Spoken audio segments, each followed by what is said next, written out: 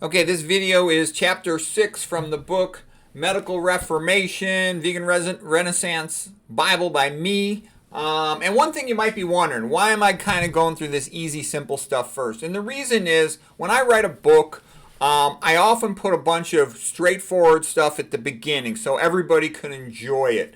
The book's going to get a lot more advanced. I'm going to go through a lot of molecular biology, biochemistry, and all that stuff. There's going to be AOs, academic orgasms of that stuff. However, I want to make it readable for people who don't want to go into that more advanced stuff at first. The other thing, too, is at the ending, I make it a lot easier, too. So the way my books are written is the beginning stuff's pretty easy. The middle stuff's really complicated. And then the ending is a lot of fun stuff and treatment stuff, okay?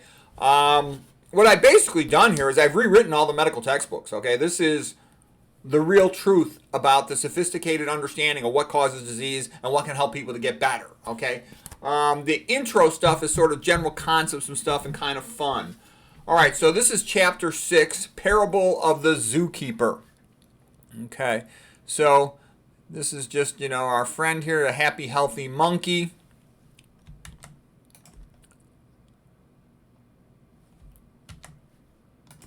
Once upon a time, the zookeeper for the herbivore monkeys went on vacation. A medical doctor agreed to moonlight at the zoo, figuring his experience with talking primates would serve him well. Unbeknownst to the doctor, the new commissary intern had been feeding the monkeys the same diet as the jaguars, known as the Jagoff diet. The herbivore monkeys got sick, and they were too tired to climb the plastic trees in their cage. Paradoxically, the female monkeys seemed happier because the male monkeys were no longer trying to mount them. The MD gave them pill after pill, which slowed things down a bit, but the monkeys kept getting sicker. It took 2 pills to control the monkeys' high cholesterol and 3 pills to control the monkeys' hypertension. The MD also ordered an endocrine consult for the monkeys' worsening diabetes.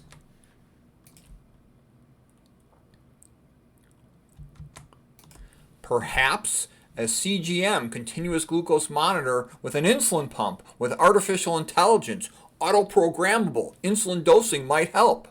The MD also wisely consulted the cardiac surgeon to evaluate the monkeys for open heart surgery, for coronary artery bypass graft surgery, CABG.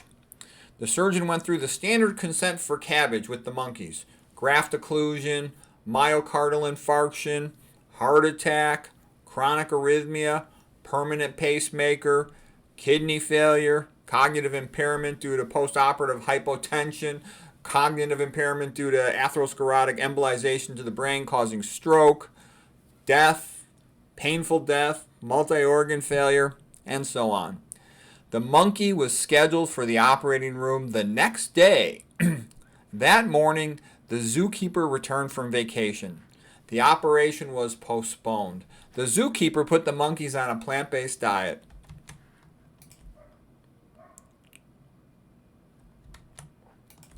The monkeys came off all their pills.